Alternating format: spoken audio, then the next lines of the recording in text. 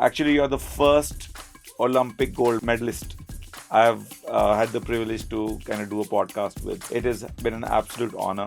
Is this league more of a fun time, we'll make some money, or is it we'll also learn, it's also very aggressive and serious? The salary is always nice, but I hate losing really hard. You get in touch with experienced players, you get in touch with playing in front of a full stadium. So it gives like such an adrenaline boost. I can only imagine for the younger guys that it's even harder for them.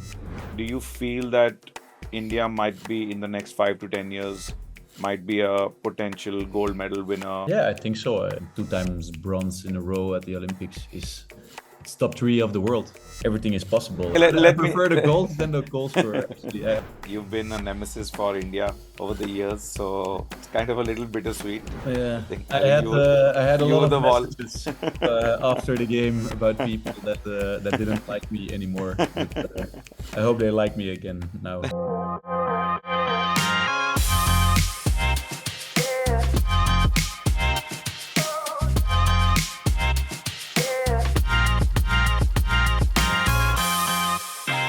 Alex, welcome. Firstly, before we start, how was the cricket? The cricket was nice. I hit it outside of the rope, so it's a six, I think. Yeah. And then I tried to catch a really hard ball with my hand. Still hurts. But were you playing with the leather ball or the tennis ball? Yeah, with a leather ball. Oh my God! If it gets hit hard, it hurts. But we had a good fun. We had good fun today. And this was the first time you played? It was actually the first time I played, yes. Oh wow! So good call, good one on that. Getting a 6 out there. Yeah. Well, I think as a hockey player, playing cricket is hand-eye coordination is a bit the same. That definitely helps. So Alex, champions of Hockey India League. How does it feel? You didn't have that great, a showing in the last HIL. And this time around, of course, being the champions, and not just the champions, but a dominant champion through and through, being at the top. So just tell me a little bit about how the experience was. Yeah, I was very happy with winning the final, obviously. But I was also really happy with the progress we made from the first game until the last game, because last year, obviously, it wasn't. We didn't have the result we hoped for and we came for. We missed out on the playoffs while we had a really strong side.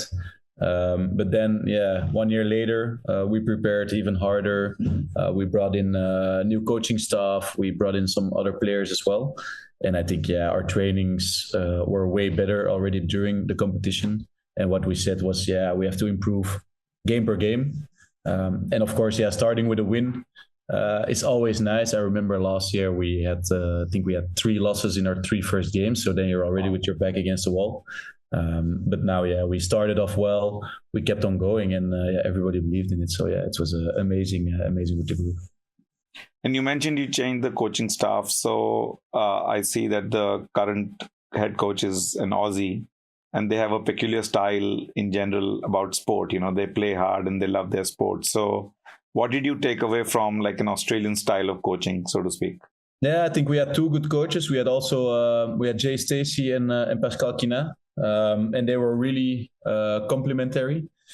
Jay did the offense part, so the attacking on ball part, and Pascal did our defensive structure and our pressings. So I think they worked really well together.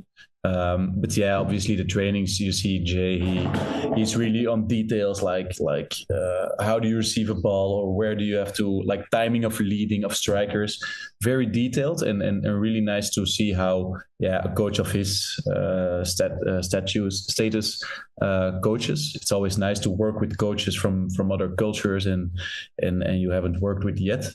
So I learned a lot from him as well, and I think he did a good job. Obviously, if we dominated the competition and won the title. Absolutely. And there's always a question about whether a coach is a coach or a manager, right? Like if you look at some of the big football clubs or national teams or even cricket, like beyond a point, if you're such big professionals who have kind of experienced the sport for so long, what really can they coach? But if you look at a setup like HIL, where there's a lot of young Indians as well, teams that have mixed kind of balance and experience. I feel like there's probably far more coaching and nuances about coaching than just tactics and team play. Yeah, indeed. There is more than there's more than just the tactics. I think Jay is a really good people manager. You saw it in trainings as well. At the end of a training, he still likes to play hockey, so he was playing like some hockey tennis on pitch with the young guys, with Deepak, with Kulu, and you see, just having fun on pitch while still learning. I think that's one of his strengths, and he wanted to make everybody feel welcome in the team. He also said, like, if there are questions, just come to me. He's a really open person. I think our whole coaching staff was like, really, if you have questions, just come, don't be afraid. And then obviously, the important part is during meetings as well. We had Kariappa, who had to translate everything from like English to Hindi, because there's sometimes the language barrier. But then in the end, it worked out really well. And just last bit on that side, like, what did you observe as the relationship between young Indian players and the coaches? Because I would imagine, like, a lot of our players come from smaller regions. They might not be very confident, so to speak, especially having a coach, a figure that is also so established themselves. Like, did you feel like they were able to bring in the Indian players also, or there was kind of a lot of hesitation there? Yeah, in the beginning, they have a lot of respect for people that are like out the foreign coaches with the high status. But in the beginning, they were like sir and really polite. And at the end, they were just making jokes. So that's also Jay. He breaks a bit. Like the hierarchy. He doesn't like it as well that they don't talk to him or are scared of him. So he makes some fun. He plays with him a bit, and then it creates a bond, and then it makes it easier for them, for the Indian players also to ask questions and to go talk with the coaches. Great. And at a personal level, your the kind of the event itself was very successful. Got 12 goals, third highest goal scorer in the league, highest goal scorer in your team, and that obviously, and 2 goals in the finals, also another goal contribution. So, you've been kind of at it for so many years. So what keeps you still so fresh, so motivated over the years? Yeah, it's always nice to score goals, obviously. But the thing what keeps me fresh or keeps me at a certain level is I always think I have to improve every time. I have to innovate myself, reinvent myself. Because if I would do the same drag flick as I did 10 years ago, then I wouldn't score anymore, because the corner defense is way better than before. The first runners are analyzing every movement. So it's up to me and other drag flickers to keep doing other stuff, like taking a ball maybe slightly more to the right, more to the left, stuff like that. And we trained really hard on it during the whole season as well. Every time I think we went almost daily to the pitch to train, and also I think we did every time 50 minutes of just flicking balls, injecting, trapping balls, and at the end, it worked out very well. And how did your relationship with drag flicking start? Because I mean, as an Indian fan, I always feel like when we had good drag flickers, or whenever a team has good drag flickers, that's like one skill that can really make a huge difference. And then, of course, you coming as a drag flicker, being so successful for national team and the league, that really helps. So where did it all start, and how did you fall in love with drag flicking? Yeah, it's actually a funny story. It's when I played at Antwerp, that's my home club, my childhood club. My parents were a lot working, so I had a babysitter that played in the first team of that club, and in the yard I saw him doing, because I already watched him play. Mm-hmm. And then when he came to babysit, I was always asking, like, I want to be able to do that as well. Please teach me. So he started teaching me at a very young age. And from then on, I really loved it. And I tried to get the ball up as a little kid, tried to get it already off the ground, which was already an achievement when you're really young. and then I continued doing it throughout the years. So that was my first start of drag flicking. And are there any heroes that you have looking up, like you looked at them and saw how you can kind of learn from their techniques and stuff like that? Yeah, I had the privilege to work with different foreign players in my club, because it was a club where like foreign players stayed 1 or 2 years and then went away again. So I had a Russian player, Vitaly Kolopov, who taught me. I had a Japanese player, Tobita, who taught me. So I tried to take everything that worked for me from there, because they all had different drag flicking styles. I tried to take everything that worked for me, like small pieces of their technique, and implement it in my technique and see what works for me the best, and be open to receive feedback and be open to change some things. If it doesn't work, then it doesn't work, because everybody has his own style. And then in the end, when I was in the youth national teams, I also had a really good drag flicking coach, and then I did a lot of extra sessions with video analysis. It was like filming with the iPad, my technique and stuff like that. So I worked really hard at a young age to develop it further. I think it's fascinating that even after achieving all the success you have, like Olympic gold medal, world championship,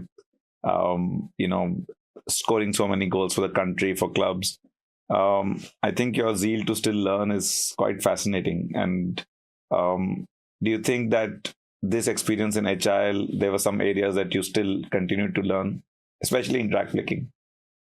Yeah, there's always areas that I can learn.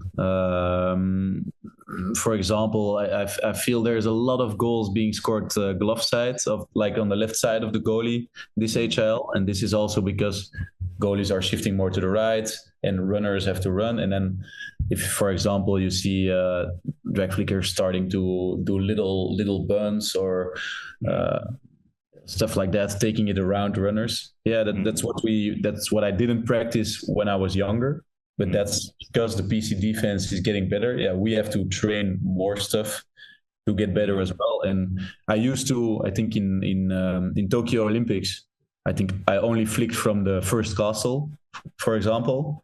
And then like the last years, I tried to change to mix it up, second castle, or even go from 1 to 2, or with little taps or little movements of the stoppers, and those are all things you can implement as a drag flicker to make it more difficult for the runners and the goalie. One thing that is really fascinating to see PC is how the defenders run in, and then if they're able to, and when the kind of play breaks down or finishes, they throw back their equipment. Like that's just so, like, it's always fascinates me. And of course, it's so dangerous to have the ball come so hard at you. So that is required. I mean, I don't think there's any other sport that has this kind of a dynamic where some equipment can be won quickly and then thrown back. Yeah, it's pretty special. If you don't know hockey and you can watch for the first time, you really think like, what are they getting? What the hell? They get with 5 in the goal and they're running out like crazy, and they throw their masks off. And it's I think it's a spectacular phase, and obviously the protection is needed. You cannot allow players to go on the goal line or run out without masks or without protection. It's good that they want to protect players, and the new rule is pretty special though. When you throw your mask, and you touch opponent or the referee, it's a corner and a yellow card. So really, I didn't know that. We had it in competition in Belgium. A guy threw it like on the referee, and we got a corner against and a yellow card. And we're like, no, this is so stupid. But it's also to protect players, because otherwise they blindly throw their mask. If you're there, you get hit. Of course. You don't want that either. And from your experience in India, especially last couple of years with HIL, like, of course, it's great for the Indian hockey, I believe, like especially younger players getting experience with international players like yourselves and learning from the best coaches and also getting this kind of exposure.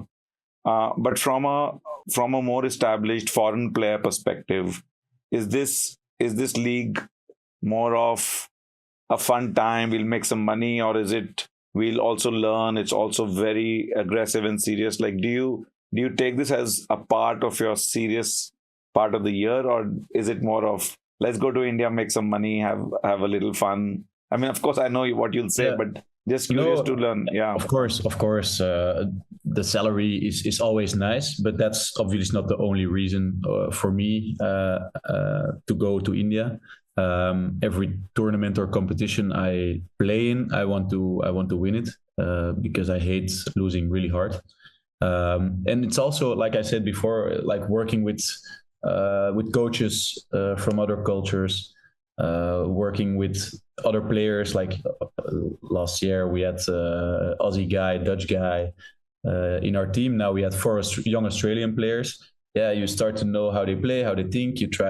I learned, for example, some stuff of Sanjay, who did like a lot of shoulder mobility in the gym, because we also go to the gym together. You see different exercises, so you're never too old to learn and to learn from someone else. And I try to do it. I try to keep my eyes open as well.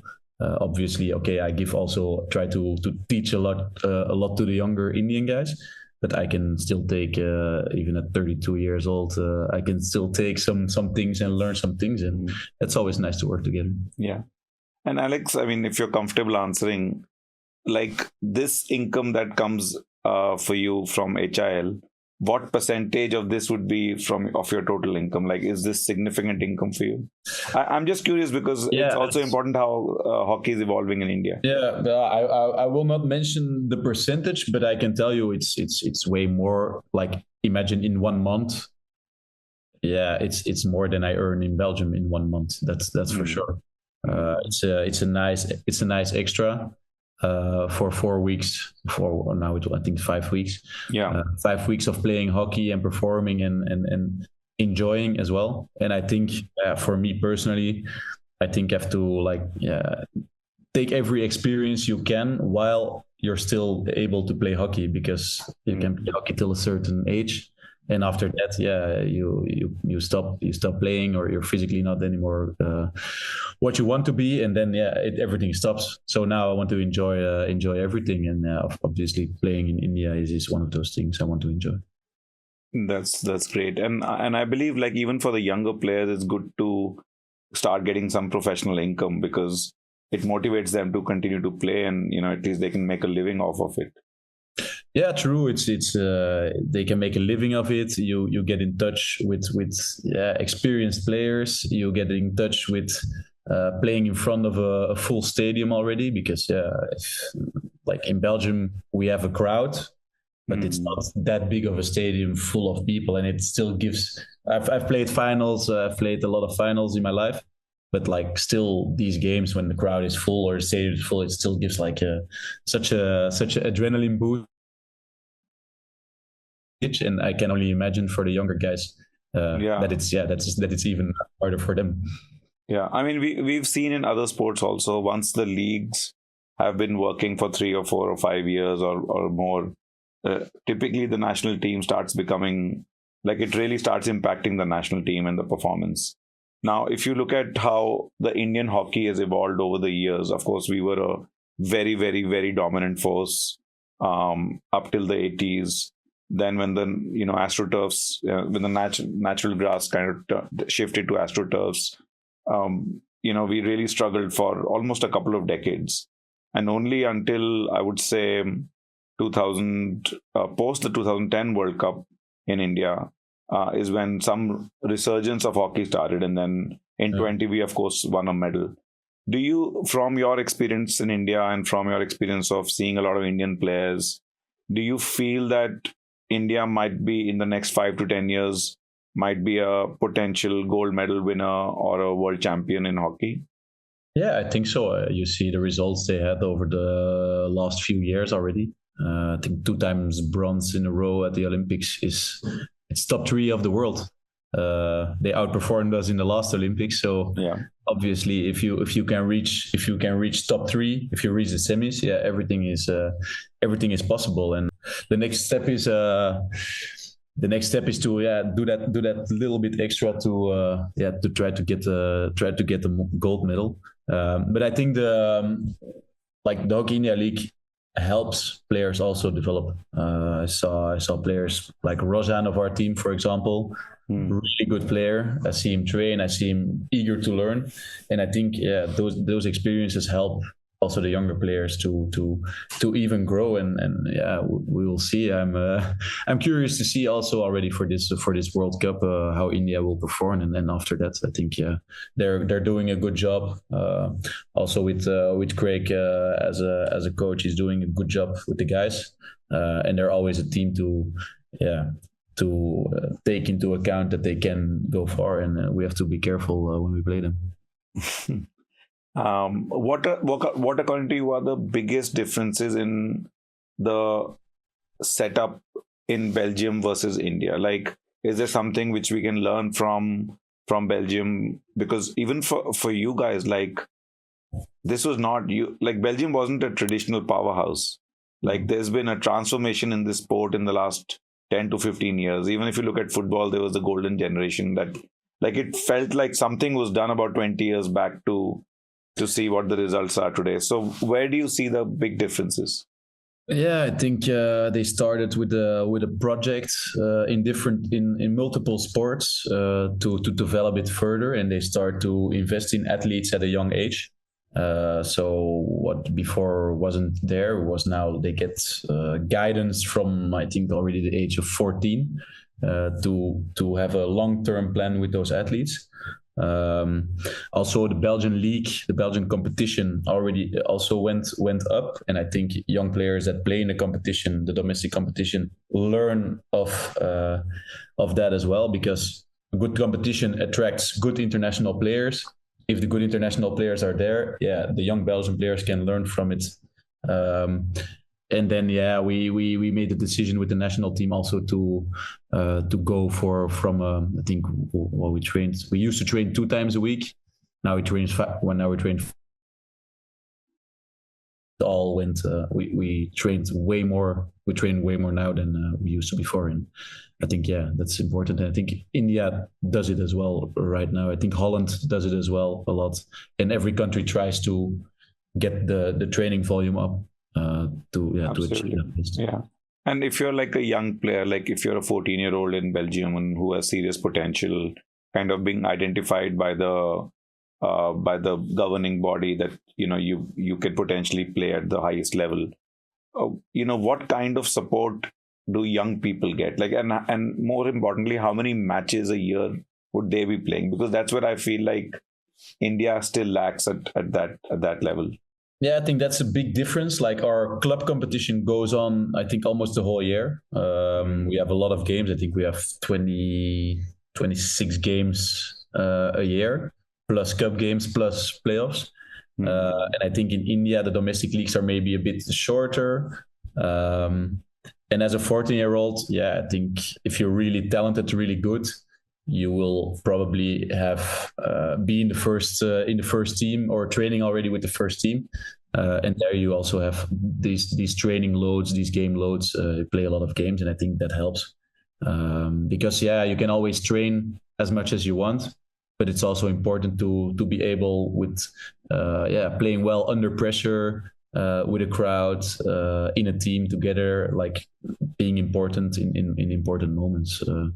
And you learn that if you start learning that from a young age. I think you implement it as well, and you take it with you when you're older.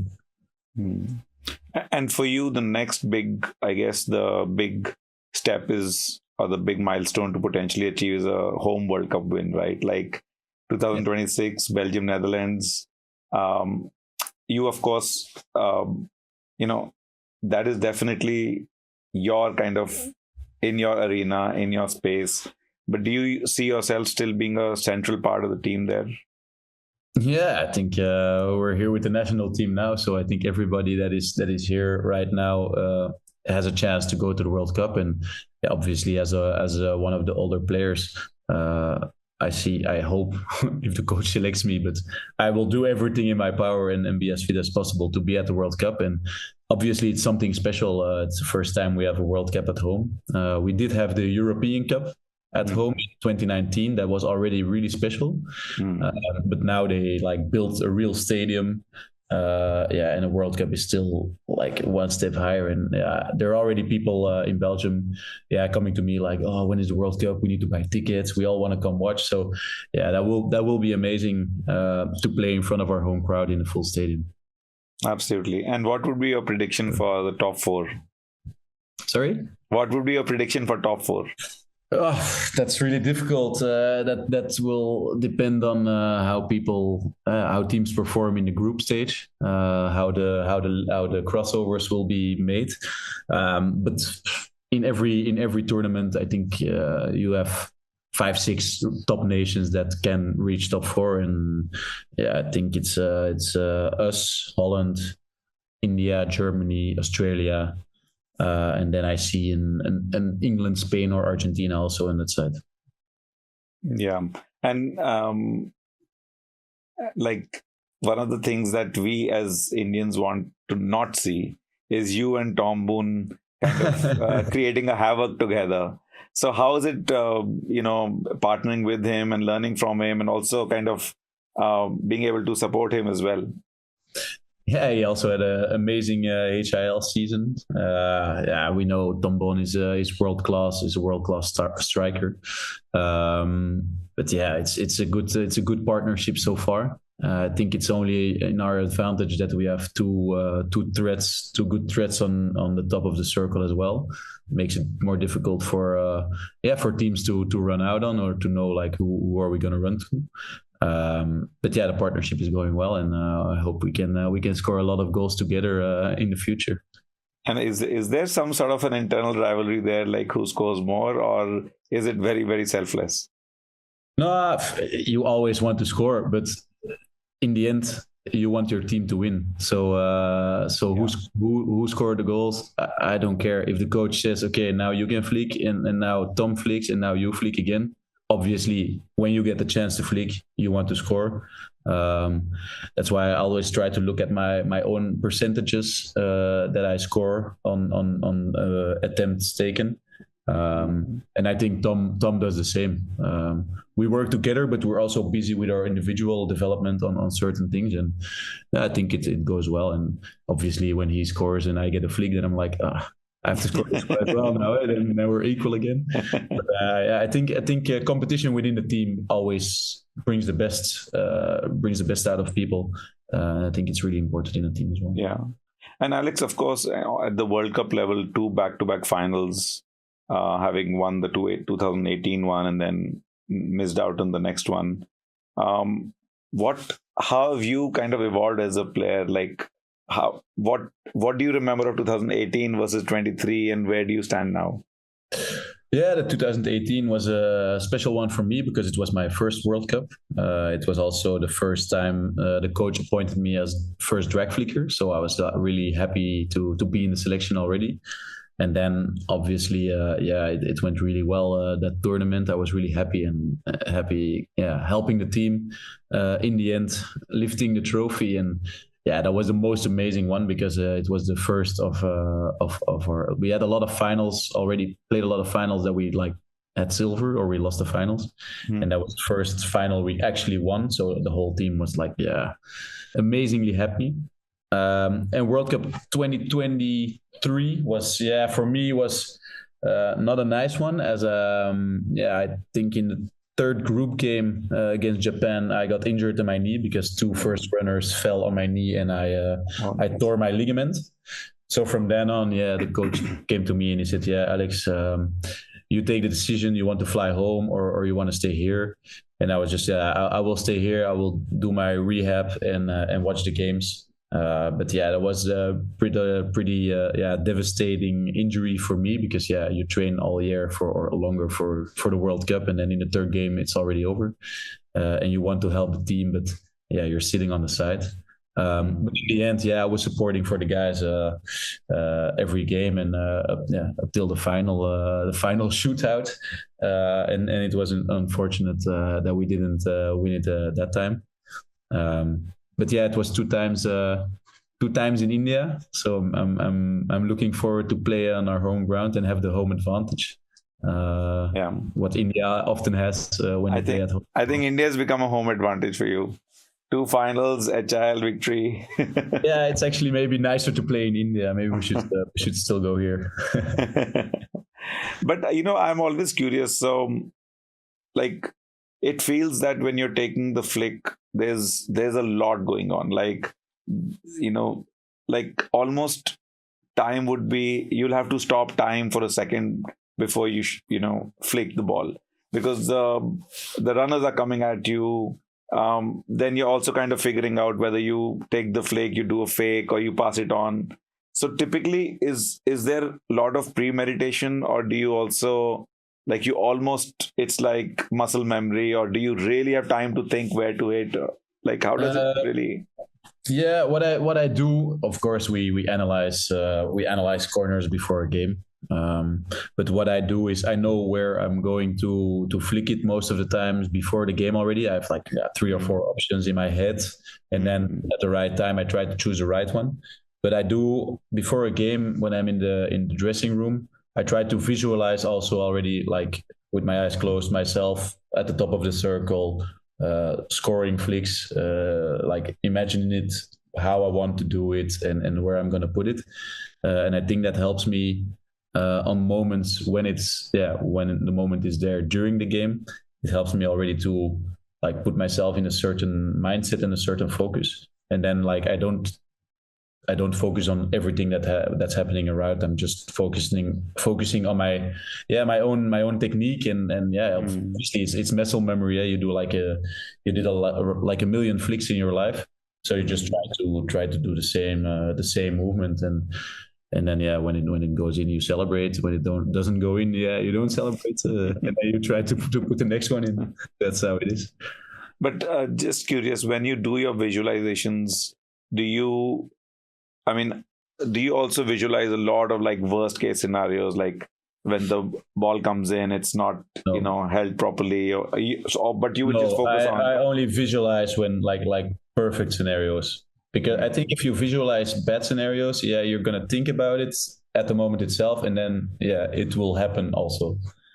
So I think it's positive visualization. It's not only for flicking, but it's also like during gameplay. I try to visualize certain things that can happen during a game, and certain focus points that puts me in a right mindset to go on field. Amazing. And Alex, what does when you're preparing for a tournament or inside a tournament, what does your day look like? Like, what kind of preparation? Walk me through, like, morning through night. Yeah, it depends if we have a morning game or an evening game. I think mostly when we have an evening game, we have the morning free, like a bit chill, and then from a certain moment, you do activation, stretching, maybe a little bit of weight to get the body going. After that, you chill again. Then you eat. Try to eat.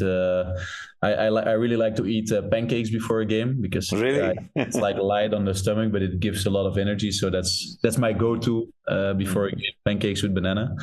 And then you just wait, still wait in the room, and then when it's time to go, quick shower, get ready with some good music on, and then you go in the bus, and then you start to put yourself into the game. And typically, like on a non-match day, like you'd be still kind of working through techniques, gym sessions. Like you're probably working on this throughout the day, like 4 or 5 hours. How does that look like?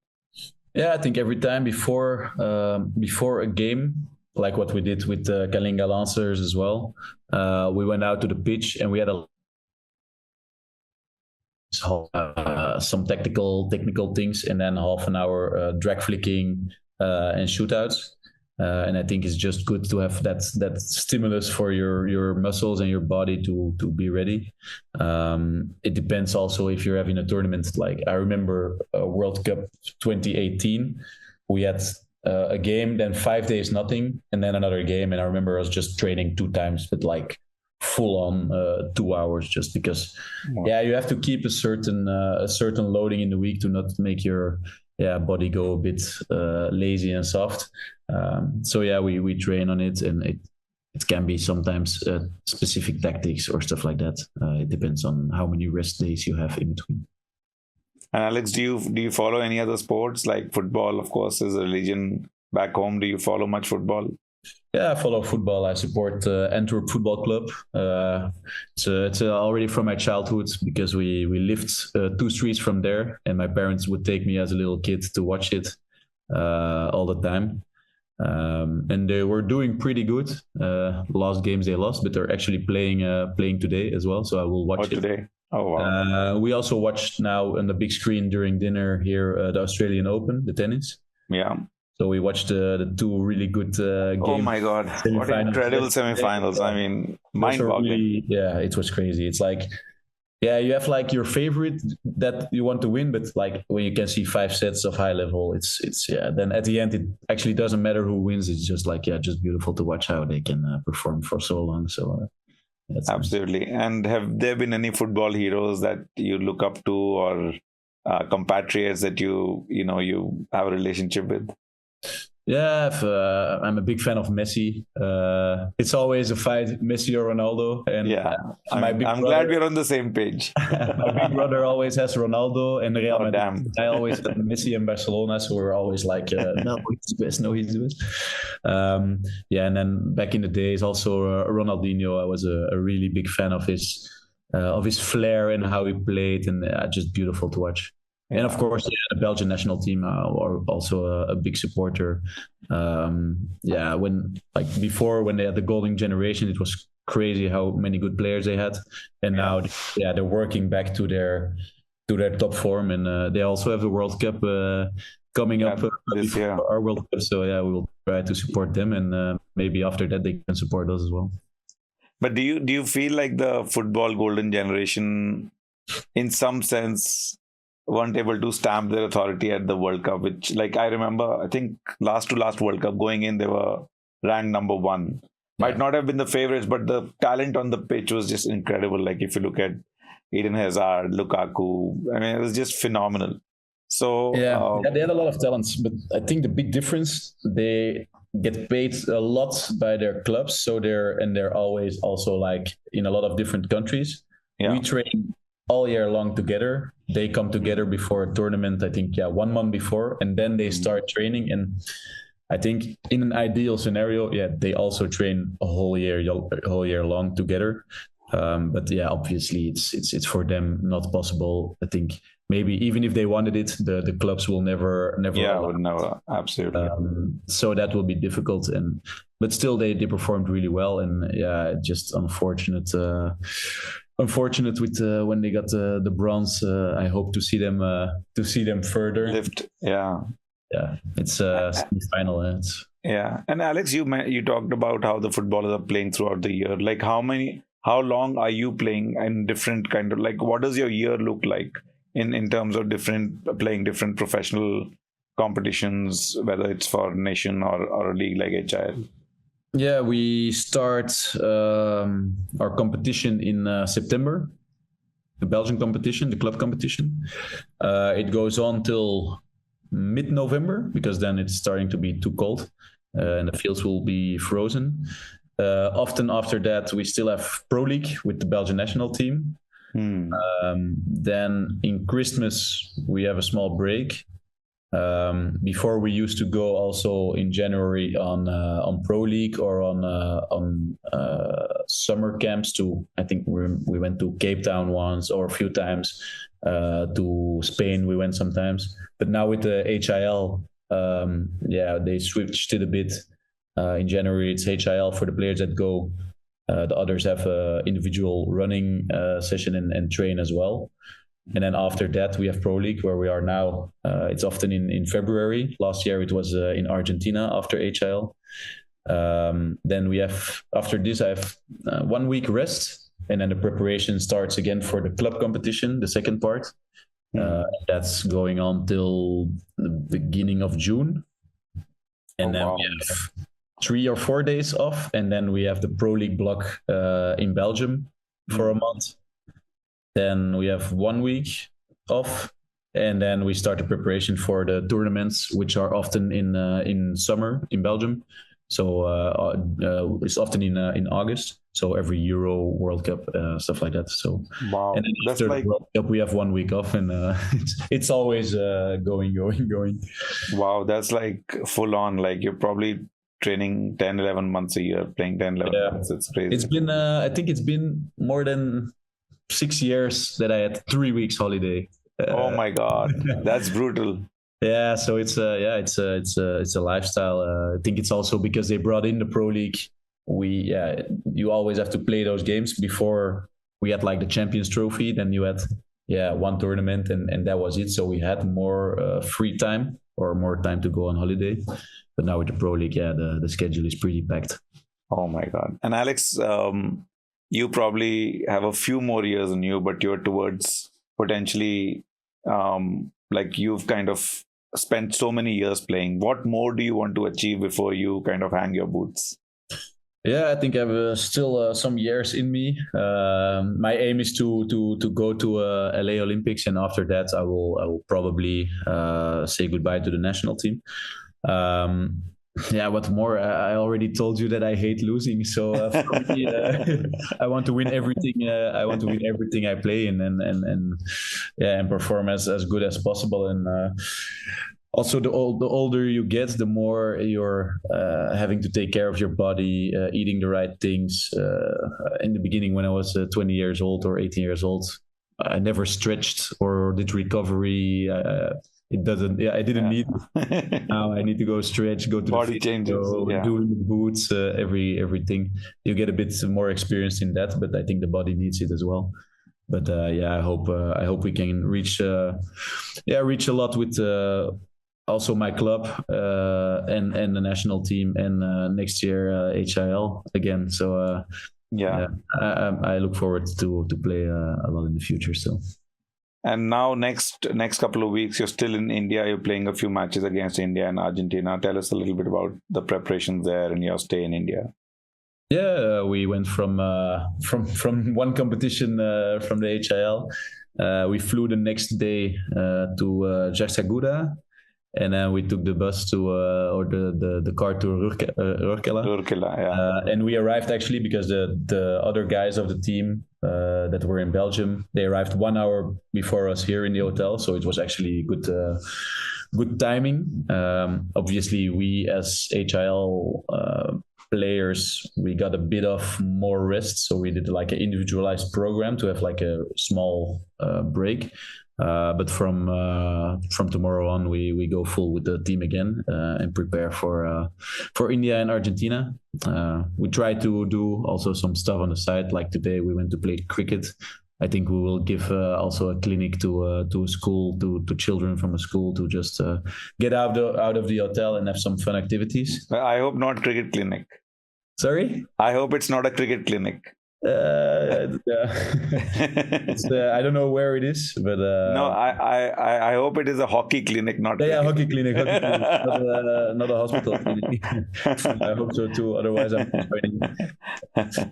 No, and I really hope that I wish you all the success, but I really hope that in the next World Cup and Olympics, I would love to see you be the highest goal scorer. I would love to see you win a silver. Well, okay, let me prefer the gold than the goal scorer, actually. Switch it around. Well, let me put it this way. If India doesn't win the World Cup or the gold medal, I hope Belgium wins. And I hope you really succeed. And well, you already have a gold medal, so give us one, and then we can. India has a gold medal from the past already. Oh yeah, it's been a long time since we had the gold, so it's already that's true. Already that's almost true. 10 years ago. But Alex, it's been an honor. Actually, you're the first Olympic gold medalist I've had the privilege to kind of do a podcast with. So it has been an absolute honor. You've been an absolute sport, and keep inspiring. I really think that a lot of young Indians can learn a lot from experience with someone who has your experience, and just openness to also share your knowledge. So really appreciate all the support you've given to HIL and all the great things that you've kind of giving to hockey in India. So thank you so much, and appreciate your time. My pleasure. Thank you. All right, cheers. Thank you. So guys, if you like this podcast, please consider subscribing to my page. Of course, like करो यार, कुछ comments लिखो, बताओ कि किस और guest को बुलाएं. We are covering all of sports industry, business of sport, administrators, players. बताओ कि किसको बुलाएं. अब ये मत बोलना विराट कोहली को बुलाओ, अभी इतना बड़ा नहीं हुआ podcast, but करो बड़ा फिर.